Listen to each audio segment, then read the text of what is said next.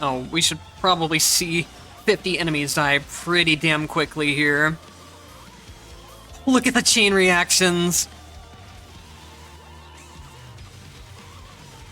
Oh, I wish all stages could be like this.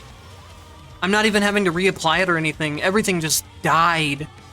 And everything was respawning so quickly that it kept spawning more impulses. I wish the whole game could be like that. Hello everyone and welcome. Today I'm going to be doing a Taukaka run with an electric build that I've put together. I'm changing up a little bit of my Mind Crystal setup to take some more defensive options, since I'm not starting with my Revive or my extra health mixtures anymore. If you played on normal mode before the recent patch, you always started with a Revive and 3 health mixtures, and they took that away now for some reason. I don't really agree with the change, because it makes... when you're reducing the healing from extra rooms, it's insanely hard to ever heal that damage back. So I think in lower entropy runs, where you're not reducing the healing that you get from restrooms or bosses, I like going for Not Dead Yet, which is the extra revive chance. It just helps if you make a mistake during the stages or something, or if you make a mistake during a boss fight, it gives you that revive. Whereas with mixtures, you have to plan ahead to be able to use them, especially during boss fights. And then if you're taking the revive, Vengeful Wrath can make a huge difference in boss fights, where after respawning, you have 5 seconds to deal damage, and you get a huge damage buff for it. It's another thing that's really good for bosses, especially for a character like Taukaka, who really has to lock herself in place for a lot of her damage damage options. So this just gives you a big window of opportunity to maybe finish off the boss before you end up dying. You could definitely do a combination of the two, running something like Not Dead Yet or Mixture Replenishment, or you can also do Mixture Replenishment and Enhancement. These two work very well together, especially in really high entropy settings where you're reducing the healing that you get. Because when you're maxing out that healing reduction, you really need a lot of healing over time throughout the run to be able to make up for never being able to heal back damage that you get in other ways.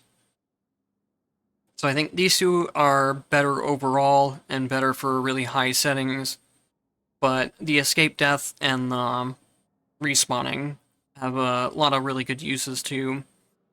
If you ever get the Black Market upgrade where you have 9 deaths refreshes, then Vengeful Wrath also just becomes ridiculously overpowered. That's 45 seconds of invulnerability that you have. The rest of the stuff I think will be mostly the same. I think if you're doing really high entropy or 100 entropy, you obviously want to have the rest can remove debuffs on. I won't be doing that for this run, but I'll mention it because Infiltration, I think, is going to be one that becomes a lot more strong now too, just due to needing more slots for defensive tactics. This is a tactic you can use to get 20% more damage just from having any debuff in your tactics. And some characters themselves even have debuffs you can get, like Jin Slow or Kokonoe has a tactic where she can slow things. So instead of having both or 2 slots taken up by skill damage and attack damage, if you want both on a character, you can just run Infiltration and just have 20% already, and that'll apply to both of them. Or you can, if you have the slots for it, you can stack both attack here, you get more damage here, but you also get that same skill damage that I'd be getting from here anyways.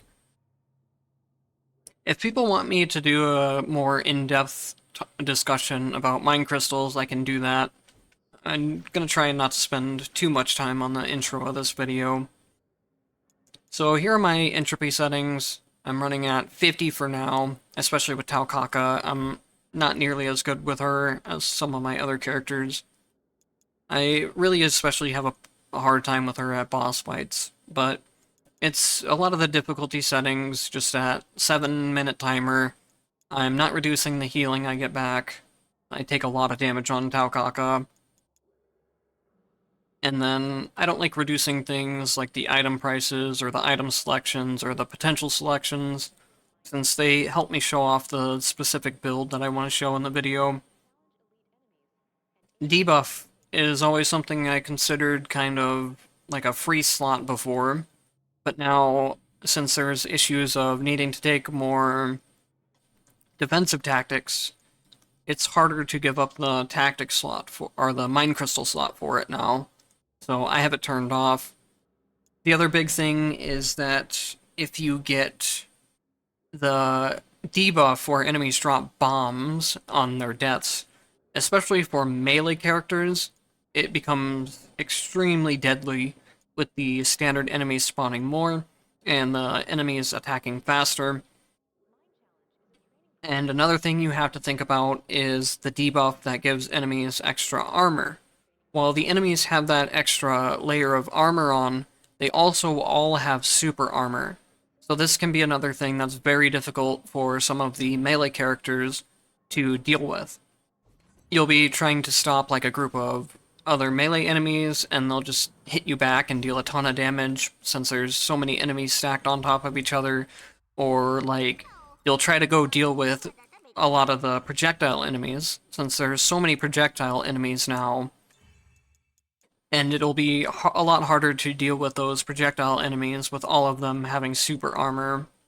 You can't just hit them to cancel their attack animation anymore. The super armor, or the armor itself, isn't a ton of HP, but when you're dealing with as many enemies as you are now, having anything get in the way of like your rhythm or you being able to control the enemies, it makes it where you can't like stack them together as efficiently with attacks if you're doing something like that.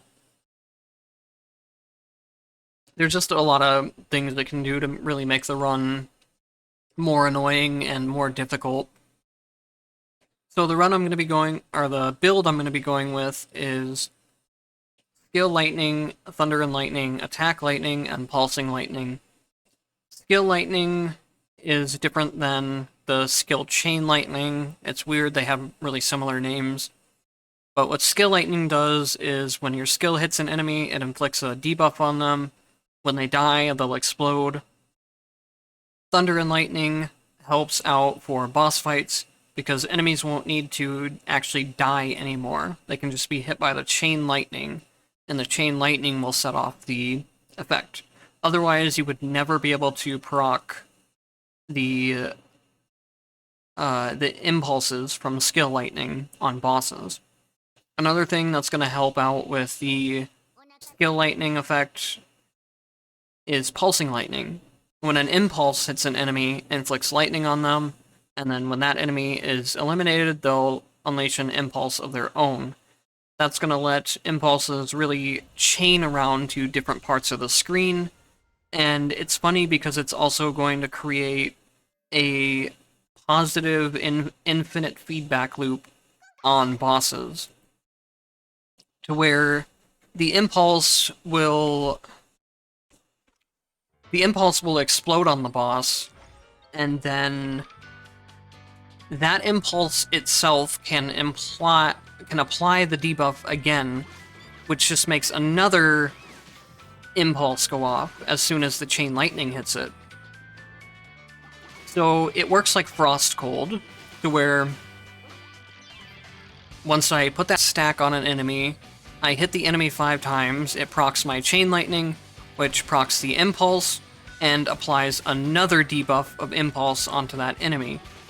And as long as I'm proccing that impulse fast enough before the debuff runs out, I can just keep proccing it consecutively, instead of needing to reapply the impulse with my skill every time.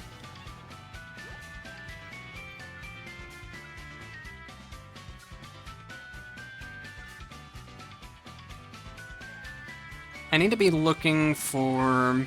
I probably should have taken that spinny upgrade where it had super armor, but I really want to grab this one, my down plus attack.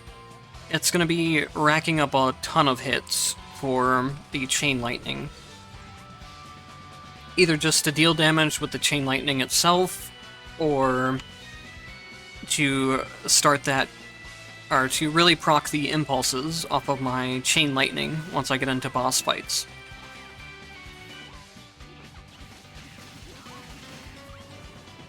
So I haven't actually procced any of my impulses yet.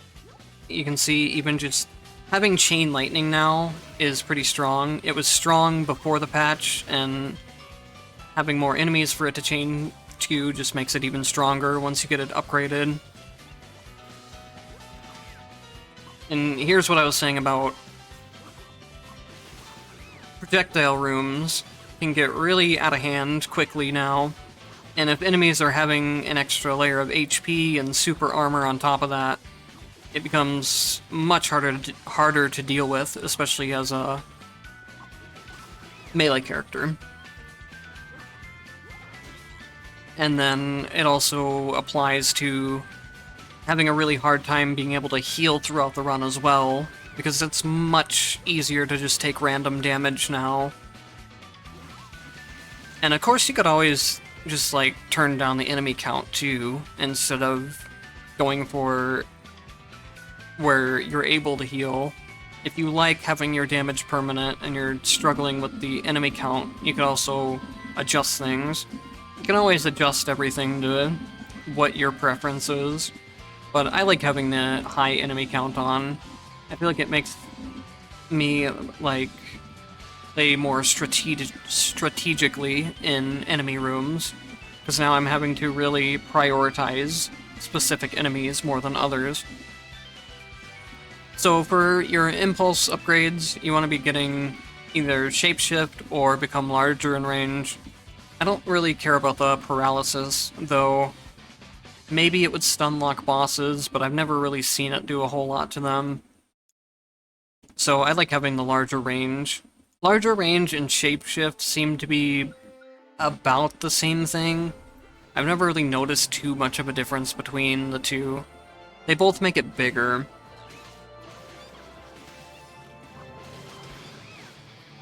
Alright, so I had so much to talk about, I haven't even gotten around to showing off the impulses yet. I'll tag an enemy with my skill there, and then as soon as it dies, it explodes. And you could see right there even just one of the chain reactions it started. Because when one impulse explodes, remember, it applies impulses to the next enemy, and then if the impulse kills the next enemy, it just keeps going on and on. And again, the one that you need to start having the chain reactions and the impulses for bossing is pulsing lightning. So you want to try and start with that one if possible. You can pick it up later in the run, but you'll start out a bit weaker at the start of the run if you don't have it. But if you start with chain lightning, it's not really a huge deal. You can always just use the chain lightning for early rooms, and then start upgrading your impulses later. It's never really too required to have perfect legacy characters like I usually do in my videos. The thing is about having perfect legacy characters is it makes your runs perfectly consistent. You never have to worry about picking up a certain upgrade, or like the game not giving you the right upgrade that you want during the run. And then it just helps me show off the build a lot quicker than in other, or if I didn't have the perfect characters, since I would only be showing off like part of the build for half the run if it took me that long to get it.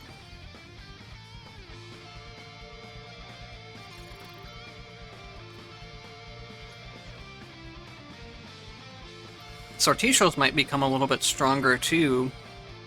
I never really valued them very high before, but Sortichos can give you mixtures and They're probably the only thing in the game that can give you an extra revive. You can buy mixtures from shops, but you can never buy revives.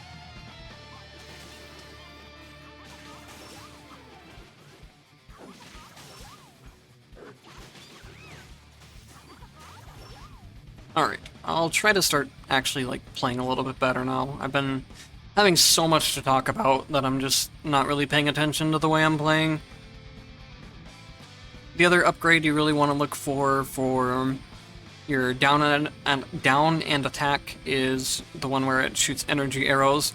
And this applies if you're going a frost attack build as well. Frost attack is a very standard build, really high meta build, and it'll work just as well as this one for Taukaka. You just need the down attack and the upgrade where it shoots arrows.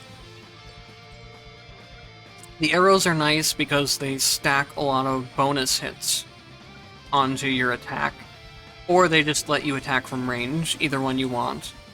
You can either play as like a ranged character doing that, or... Oh nice, I already got another upgrade for it too. The extra cats do kind of the same thing. They add in some extra hits. They're not as important as arrows, but they're still good. So, if I'm in melee range of an enemy, they'll be getting hit by both the claw swipe attack and the energy arrows at once. So that's where you can really stack a ton of damage onto a boss. I'll see if I can get it here. The main problem is just how easy it is to take damage while you're doing this. Okay, I got him... I got Jin's slow time, so that'll help. Look at the damage! The boss is already pretty much down to half health for his second phase. And that's from having the entire build set up the way I do. All 4 pieces that I have are required to max out the build's potential for boss damage. Look at that damage! I don't think it's quite the highest damage thing in the game, but it deals a lot of damage. And it has a lot of room clearing too. Whereas with Cold, it does have some room clearing abilities, but it's more just stacked towards single target damage. This does a bit of single target damage, or more than a bit, it does quite a lot. While also giving you a lot of room clearing.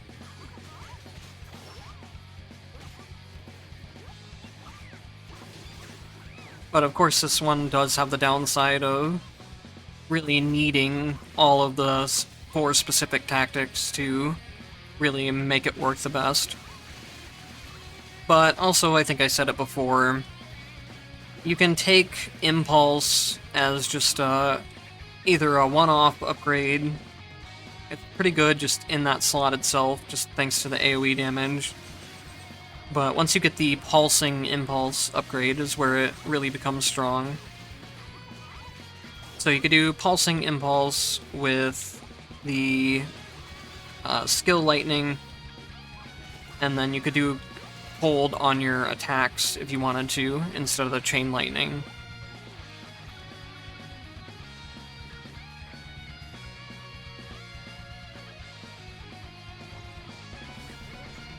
I think that the Lightning Impulses can actually proc faster than the Frost Burst can, but it's always hard to tell for sure.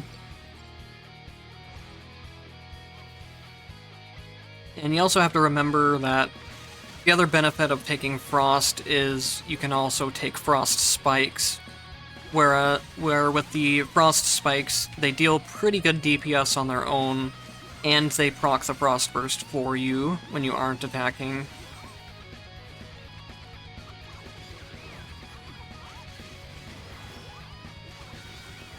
So I would say the Frost build is still better if your main worry is just taking down bosses as quickly as possible. And then the Impulse build here is good for adding in some extra enemy clearing on top of having some good boss damage. But we'll see throughout the run if this can keep up with, like, Susano's HP pool. Assuming I even make it to him.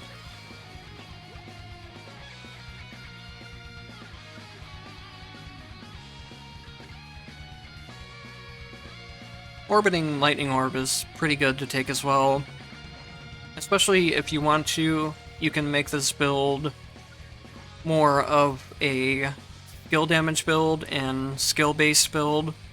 You'd need to buy a lot of MP though to have enough mana to stay in your skill for a long time.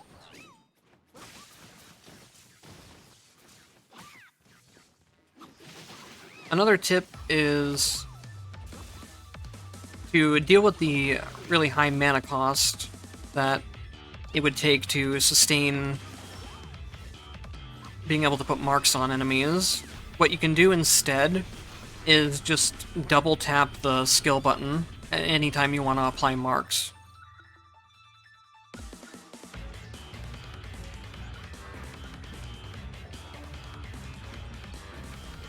So if I press the skill button and I just leave it alone, it drains a lot of MP over time, and the cooldown of it is also long, is the issue. But if you just double tap the skill button, you can cancel it immediately, or you can cancel it at any point that you want to. But the longer you use the skill, the more MP it'll take, and the longer the cooldown it'll be. So you can, like I said, you can put this as a different playstyle with a skill build, but you'll need to find a way to get a lot of mana for it. And you'll need to look out for some buffs like... What hit me there? I didn't see it, whatever it was. You'll need to look out for some buffs like fast kill, NP gain, something along the lines of that. Where when you kill enemies in a certain amount of time, you gain MP back. That one's very strong in general, but for builds like this, it really enables them. Unfortunately, I tried the shadow build here, and I couldn't get the shadows to apply impulses, because that's what I really wanted to do at first, is just be able to play it like an attacking build, but also have those impulses. I think there's definitely some other characters that could utilize this well as well. I'm trying to think. I know, like, Lambda would definitely use it well, but I just did a Lambda video yesterday, so I don't want to keep spamming the same character. Oh boy, here we go. 9 death refreshes with 5 seconds of invulnerability on each one. If I manage to throw this run somehow, that would be extremely embarrassing. So we'll tag him with the impulse, freeze him with Jin, and get a pretty good amount of damage out of there.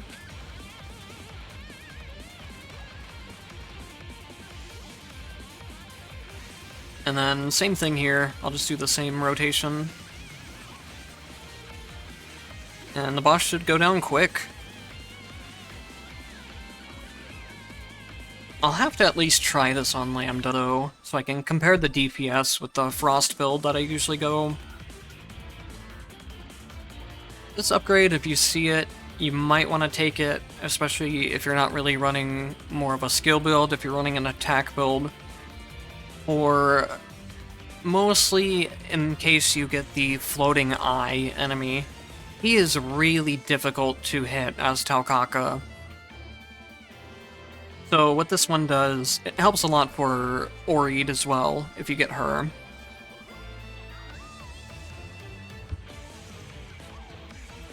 So this allows you to jump and swipe multiple times in the air, whereas before you'd only be able to do it once.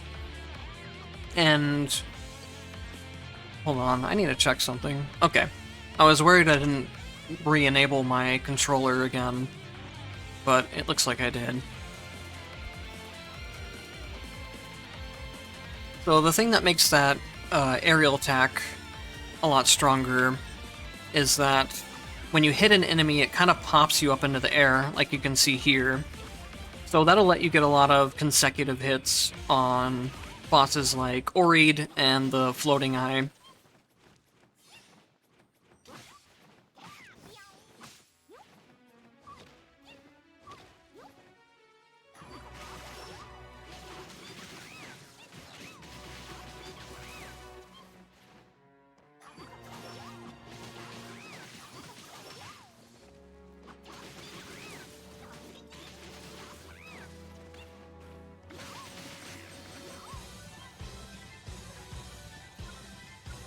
The other thing you can get if you're going like the full lightning build like I am now is, since you have some of the chain lightning upgrades, you just need to max out chain lightning and then get lightning orbs. And this will give me lightning orb thunder, which will be nice because it'll be another way of automatically setting off my impulses. I was actually wondering if this would work or not, but it does. So something kind of weird that I noticed about thunder and lightning, this red effect that I have right here. Right now, it is on an attack slot, but I tested out some runs with Legacy Chain Lightning, and that was making this tactic become a Legacy red tactic instead of an attack. So I'm assuming if you go Skill Chain Lightning, it can become a skill instead. That's something that could be used for really creative builds if you start looking into how it works on some of the other tactics. Wait, I thought I had... Oh, I'm stupid. I removed my debuffs when I perfect cleared the sand boss. So at least it's only 50. Oh my god. I hate flying enemies like this, and every time I see a room where there's just like 10 of them spawning at once, it's not fun. Luckily, I have the chain lightning on my lightning orbs now, which just completely took care of that room for me. Oh shoot, I lost a buff there. I wonder which one.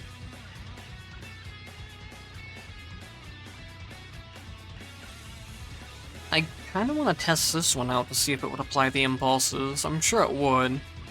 This one's a funny upgrade though, so I'm gonna get that one instead.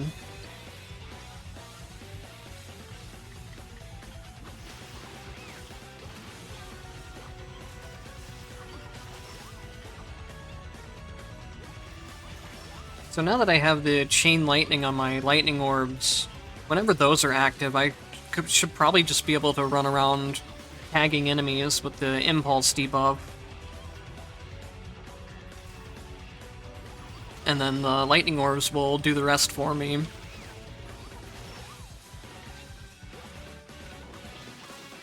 Maybe not. The impulses alone aren't doing enough damage to start killing things.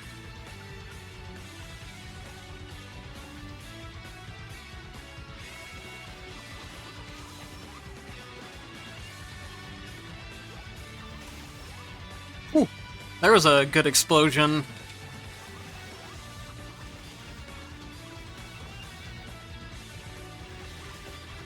The impulses are really great, and they're really fun to look at when they work well.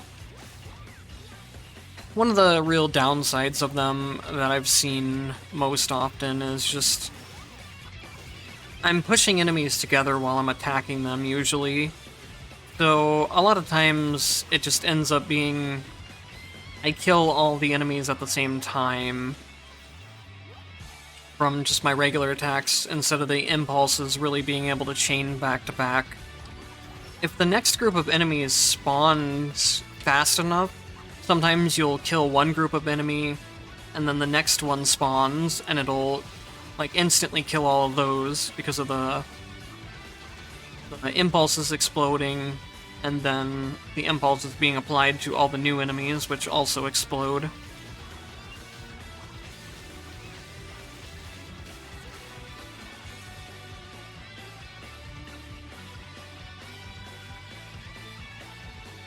I typically like the longer duration for lightning orbs, but I think the other two are pretty decent options as well. A lot of cases, I feel like just one of the three upgrades are the best one by far, but in Lightning Orb's case, I think they're all pretty decent. I usually end up going with durable orbs, though. I feel like they're pretty short, they're a short-range tactic anyways, so taking the extra range on them isn't as useful as the extra duration.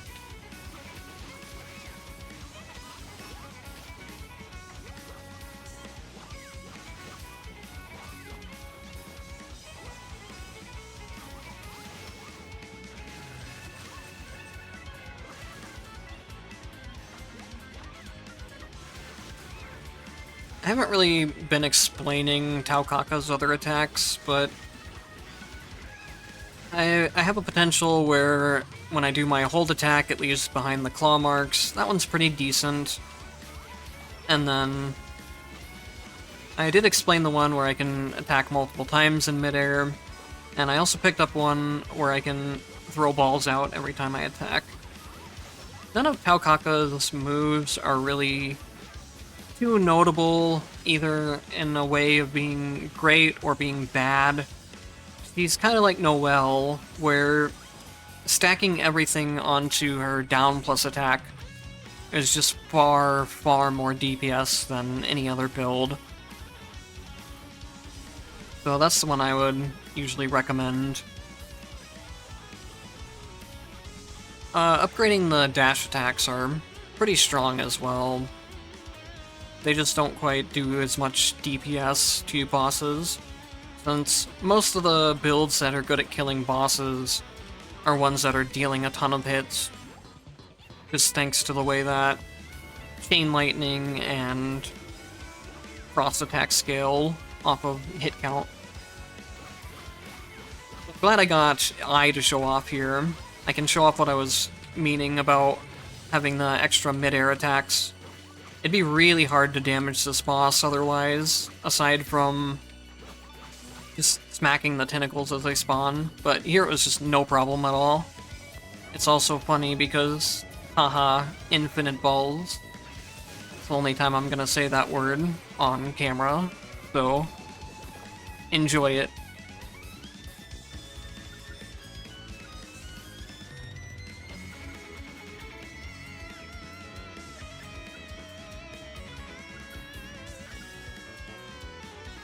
I don't really need the attack here itself, but if I take this, it gives me a 20% increase to my down plus attack input. So I might as well take it when nothing else are upgrades that I really need. There's a hidden effect for Taukaka that I'm not sure how to activate it. But there's one that gives you just literally infinite dashes. And I wish I knew how to get it, but I've only really gotten it once, and I wasn't paying attention to what I was getting that run.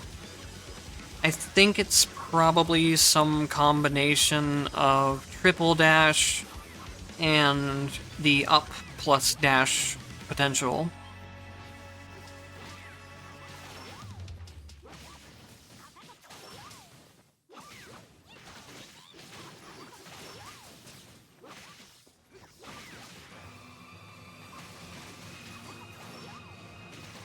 These rooms get really complicated sometimes.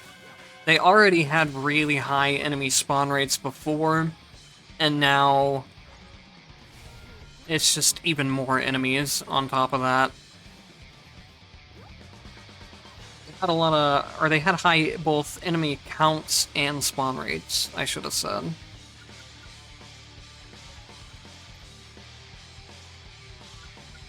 If you're going for more of a skill-heavy build, you can go for this one to have super armor on your skill, but since I'm just tapping it, I don't really need it. Another thing to keep in mind is that the glaives that get summoned from the dash and attack upgrades here do actually count as attacks. So you can use those to proc your chain lightning while still in your spinning form. It's just the main part with spinning thing, or the spinny, whatever you call it, is just, it's really hard to keep up your MP and restore your MP between the uses.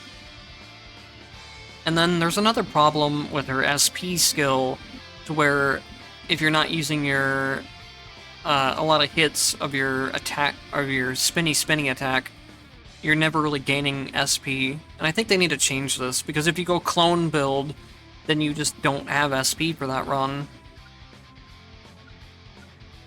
So I'll try to get some Dancing Edge upgrades. I think that might be how I get the infinite dashes. Or what hidden effect would this give me?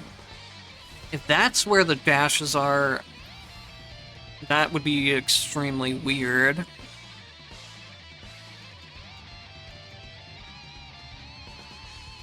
What hidden effect did it give me? What?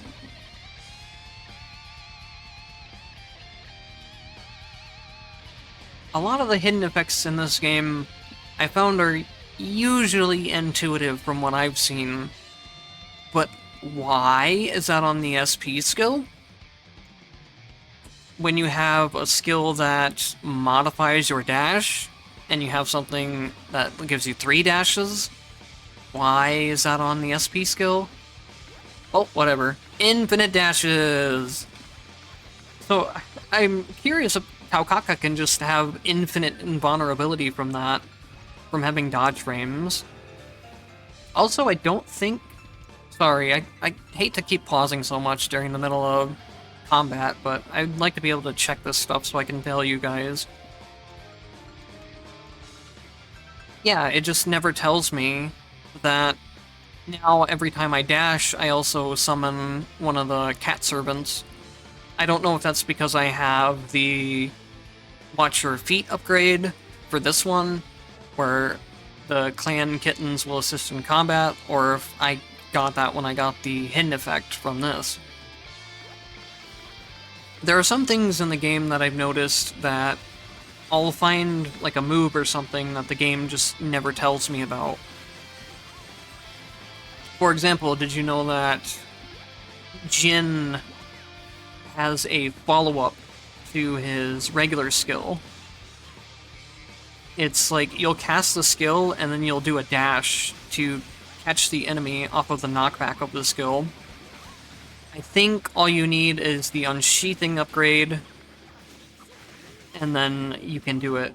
But it's very strange, because it's not the same as the regular unsheathed timing. You can do an unsheathed timing without doing the skill, or without doing the dash follow-up. But it also takes a very specific timing to do the follow-up. And it's just never mentioned in any of the hidden skills, it's never mentioned in any of the descriptions. So I'm wondering if there's a couple other things like that in this game that just you aren't told that you have, and there's some other hidden moves out there.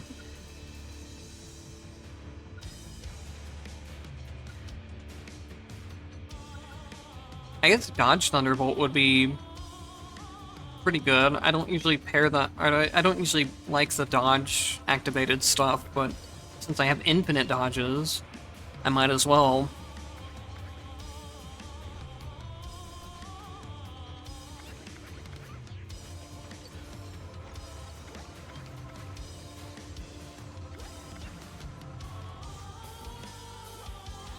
Oh, we should probably see 50 enemies die pretty damn quickly here. Look at the chain reactions! Oh, I wish all stages could be like this. I'm not even having to reapply it or anything. Everything just died.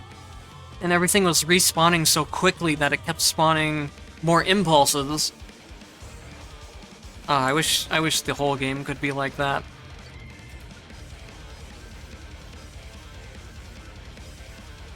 That was one of the coolest things I've seen in the game so far. You could also do this with Shadow Spike builds, because Shadow Spike's another thing that scales off of the amount of enemies you hit. That's something I might try next.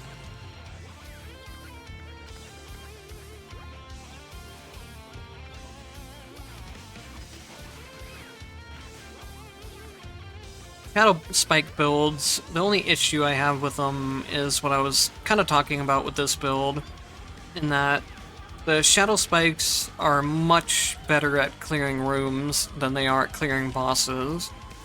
They'll do a decent chunk of damage to boss fights, but they have a long cooldown period between where you can only have one shadow active at a time, whereas things like Frost Burst and Attack Chain Lightning, you can be proccing as fast as your character and your gameplay allows you to.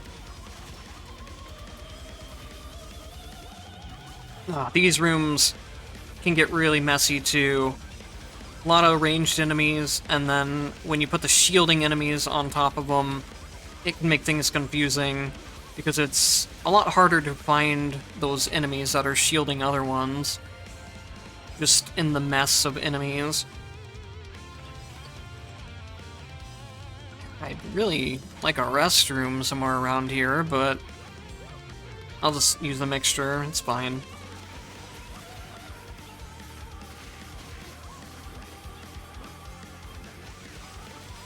Oh my god, the balls are just... Or maybe it was my... Can't tell if it's the balls, or if it's the... Summon lightning orbs, proccing all that chain lightning.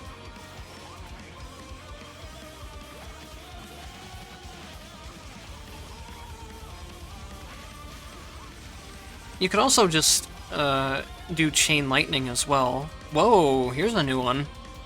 You could do chain lightning as well on your attacks or skills as just like half of a build.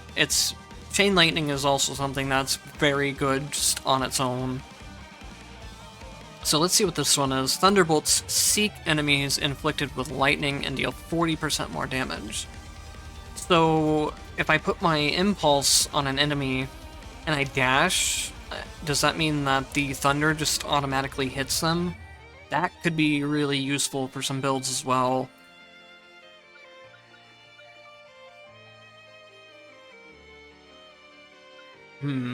I want the event... Okay. I'd much rather have the exchange than the event, so I'm happy about that one.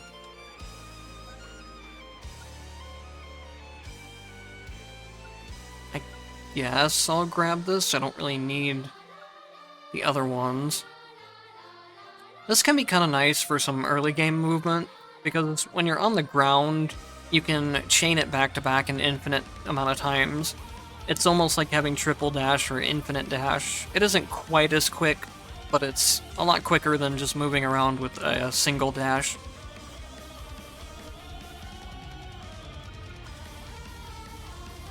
I guess I can restore HP here for cheap and buy an extra mixture. Why not? I don't think I need to, considering I have 9 revives and invincibility on each of those, but who knows, I could majorly fuck something up.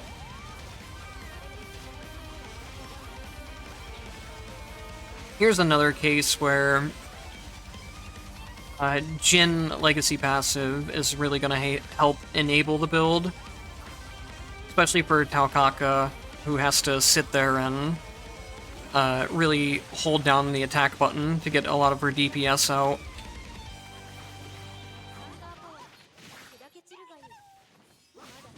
See, I just took a ton of damage there trying to fight her in melee range.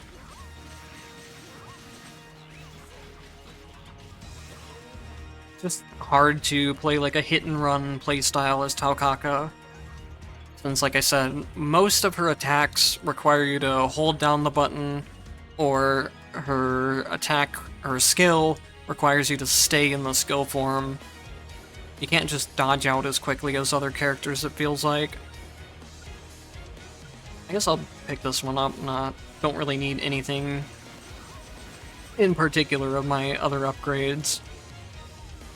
And that's also the reason why having the energy spears on your down attack is also just so powerful for Taukaka. It gives her a ranged attacking option, whereas normally she would have a hard time getting in on melee range of enemies and constantly hitting them.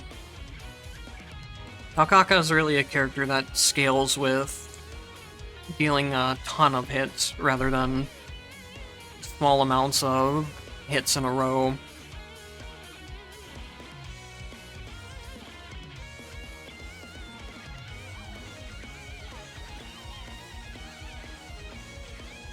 Alright, I need to take a personal break to go use the restroom, and then I might just cut straight to the Susanoo fight. We'll see what I want to do from here.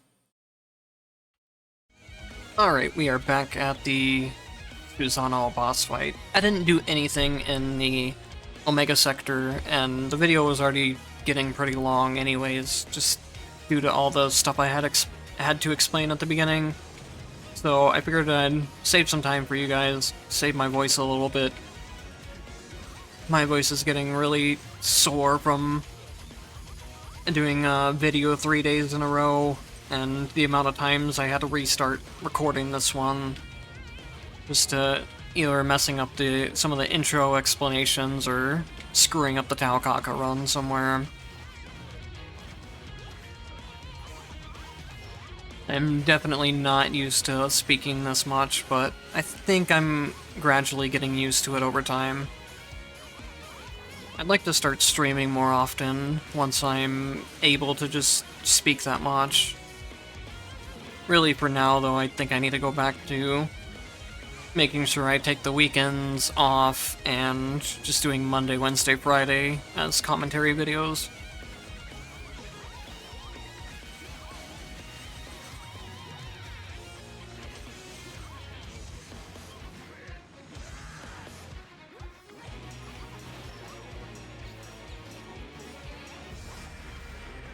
Susanoo's really a pain in the ass to fight as Taukaka. Every time I really feel like I'm starting to get down into where I can do a lot of DPS, he just teleports away and either hits me or I just miss a lot of my damage. So that's where Jin really comes in handy.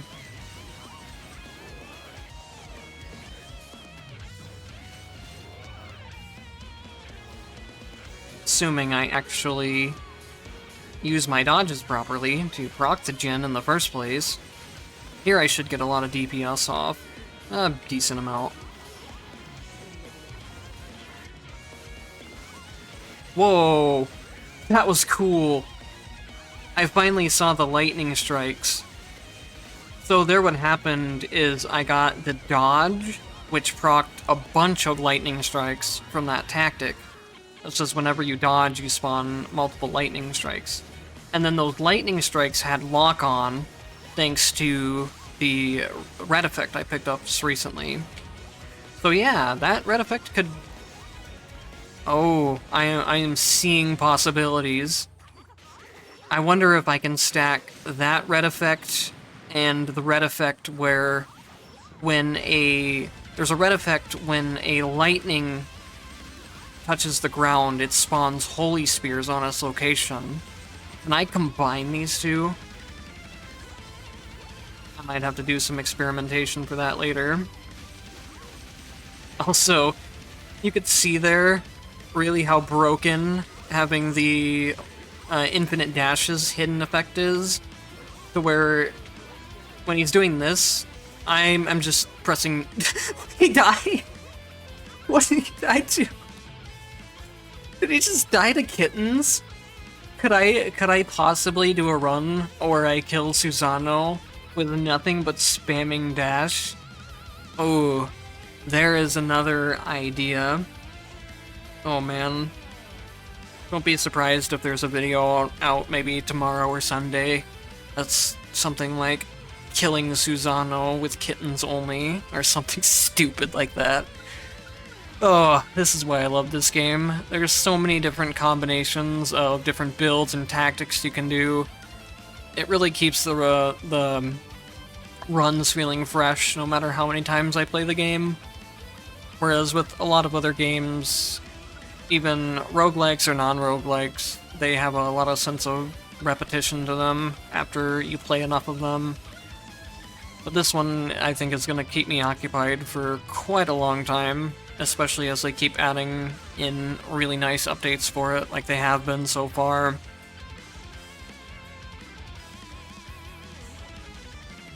Alright, so thank you guys for watching. If you made it to the end of this one, thanks for sticking around. I know it was a longer one. I try to keep them a little bit shorter, generally, but I don't mind too much either way, if it's longer or shorter.